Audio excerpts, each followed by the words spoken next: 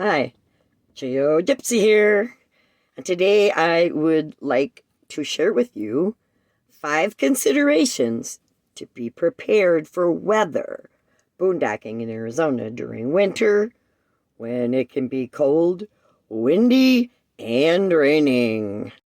And because I really like storms, watch all the way to the end to see what I do just for fun. Photos, or you weren't there.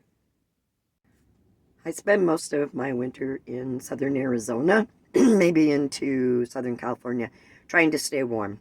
So, and I boondock, like almost the whole darn winter.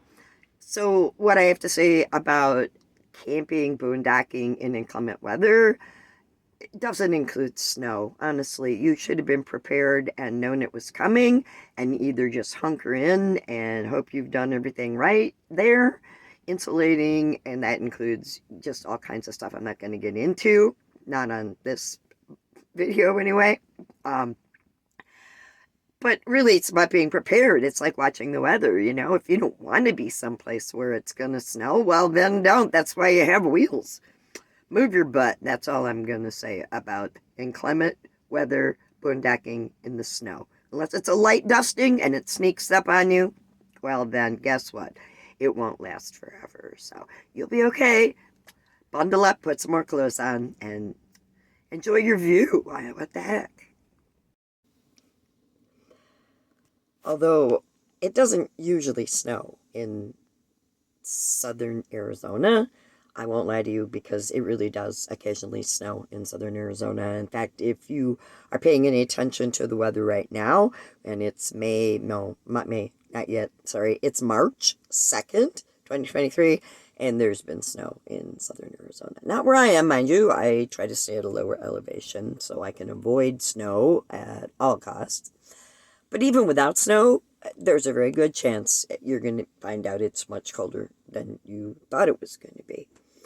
It's desert in the southwest. It's not the Sahara Desert.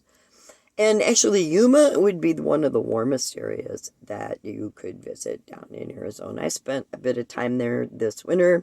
I'll leave some links down in the description about really nice places there. Got somebody coming through. You wanted to be part of the video, but it's kind of weird. She's my helper, Sierra.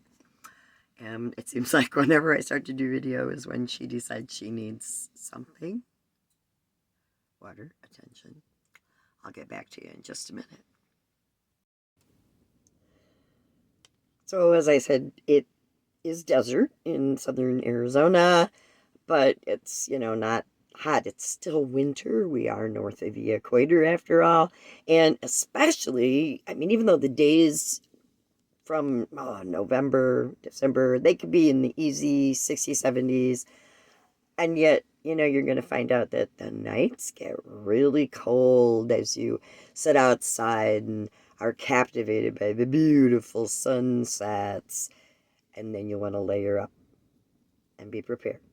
Are you going to have heat wherever your inside place or house is? Blankets, snuggling, whatever. Firewood for hanging out outside. Firewood in the desert is most frequently pretty scarce. Please don't be cutting stuff off of these poor trees. If you find dead and down and already off, that would be okay, but best to bring firewood with you. And be careful, because when you're burning a fire, you also have to consider the fact that here in the desert in the winter, it'll probably be windy. No, it won't probably be windy. It's almost always windy. I won't lie, in the desert in the winter, it is almost always windy. Now, typically, winter, your winds in the desert are coming anywhere from like the northeast all the way over to the northwest. And that means they can be kind of chilly. So even though it's 60 or 70 degrees outside with wind, yeah, it can sometimes feel a lot colder. In the summer, the wind goes from the southeast to the southwest, and that's a whole different story. Most people aren't boondocking out here all summer, but bear in mind that in between those, in the fall and in the spring, there's no rules. The wind could come from any direction at all. Trust me, wind over a period of time has been proven to actually aggravate most human beings. So be prepared to either be outside in the wind, dressed for it, whatever, or you're going to spend some time inside. A couple things I think about when it comes to wind is, first of all, park your vehicle so that you are pointing into the wind. I mean, become as aerodynamic as you possibly can. So, when you pull into a spot and you're thinking, okay, which direction do I want to point? Think about the wind. You really don't want that wind blowing on your door. That makes it really hard to get in and out, and that can cause some problems as well. If it's blowing on the side of your rig, you're going to get a lot more rocking and rolling going on. So, that gets old after a while too. And usually that also includes the fact that you don't really want wind blowing against the backside of your refrigerator, especially if it's propane, because the wind can blow that out. So you really don't want to deal with that either. I'm guessing that would probably be true if you have a built-in propane furnace with a little pilot light like that. I don't know. I don't have that, so I can't deal with that. But anywhere where you think you have a pilot light, you kind of don't want wind blowing on it. If you had slide outs, okay, I don't have slide outs on my camper, so another thing I don't have to worry about. But you consider that, especially if you have those toppers over your slide outs, that the wind can whip those around to the point where the noise will drive you crazy and even sometimes tears them off. If you have to pull the slides in, well, I just hope that you can comfortably live in your unit with the slides in for a while. So, more considerations about wind, which leads us to another weather situation to consider. Doesn't happen frequently, but that would be rain in the desert.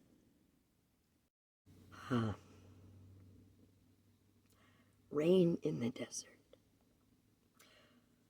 If you're not here in the summer in the desert for monsoon season, that's a whole different story. By the way, if you haven't subscribed here, I don't know why you haven't yet, but please do, because it really will help me out. I'm really working on this. Anyway, rain. Rain in the desert during the winter, at least to me, it kind of seems like a really special gift. We have been in drought in our desert for so long that when we do get rain, it just feels like you should almost go out and dance in it if you could get out the door because of the wind. Just remember that when you're boondocking, if you are watching your weather patterns, which you should be, and you've got rain coming, well, park high and dry. Okay, that's really important. Yeah, I know you want to be level, but you do not want to go parking down in a wash just because it's all pretty and there's bushes all around, and the soft sand will feel good underneath your rug. Bad spot to be if it's going to rain. Actually, even without rain, you could get stuck there, but especially in the rain, because when it rains in the desert, it's also raining on the mountains surrounding the desert, and then all the water pours down out of the mountains and into those washes. And that's why all those plants are there in the first place. So you don't want to park in a wash. But you also have to consider what's beyond where you're going to park. Like, did you have to come across any dry washes to get to where you are? Because that may become inaccessible. Even though rain in the desert in the winter, it doesn't usually last a very long amount of time. It can for days, but it dries up really fast when it stops raining. And like I said, well, maybe several days, but that's part of being prepared not to move and just parking in a beautiful spot. But it also means that if it rains, you have clouds up in the sky, which might affect your solar charging. Well, if you experience rain over several days, like you're not going to be moving anywhere, or it's really cloudy, might not even be raining, but the cloud cover might be a consideration for you as well, because you have to think about charging, especially if you've got solar panels, charging under clouds. You'll get some charge, mind you. You just won't get full charge. So you have to know what it is, how much you're going to need for certain things. Now, I have very limited power needs. I can usually go 3 cloudy days quite easily with adequate power for charging my phone, my laptop, turning on lights, and my refrigerator. But we all have different power needs. So if you have huge power needs, then you better think about what your backup plan is. Like how much solar do you have? How many batteries do you have? Can you use other things for charging? Small solar things that you've had charged up. I would say most important is you're going to think priorities. Reduce usage. If it's really limited and you just don't foresee you're going to get to charge right away, hey, put your phone on airplane mode when you're not using it. Can you stay off the computer or the TV or whatever else it is for a little while? Like I said, think priorities.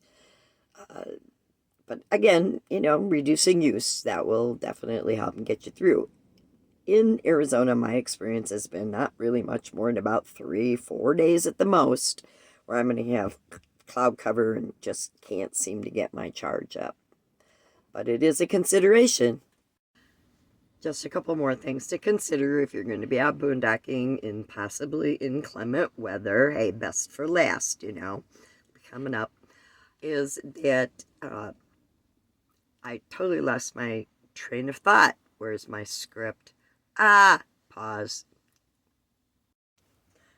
So I'm going to say my final suggestion in regards to being prepared if you're boondocking and the weather is going to be cruddy. Part of your preparation should be entertaining yourself or selves, however that works, over and above your electronics.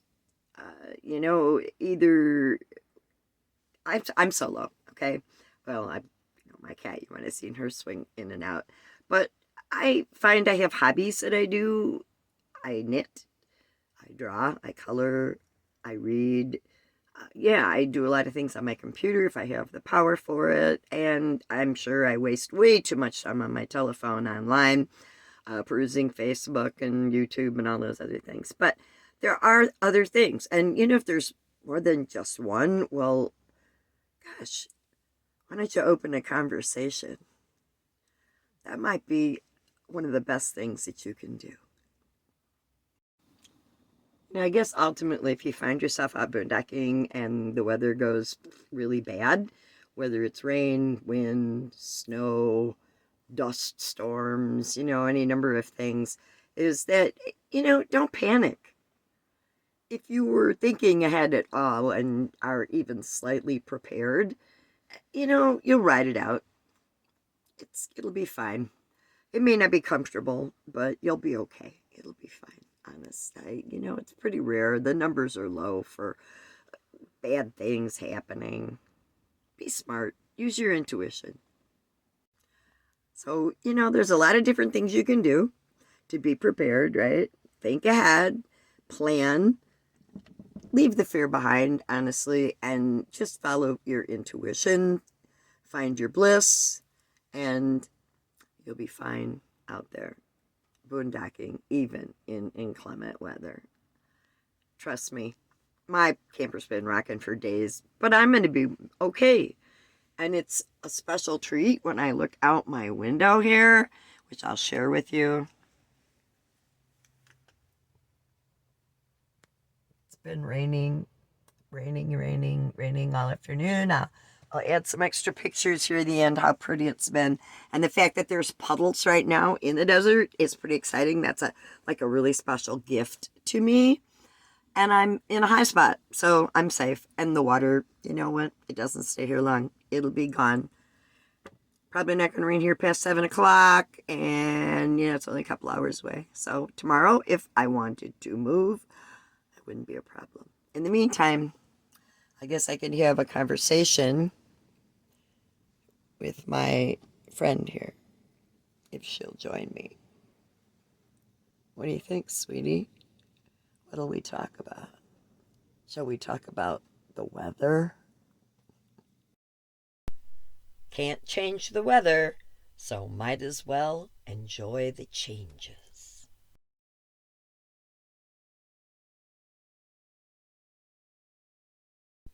And appreciate the gift of rain in the desert when you're prepared.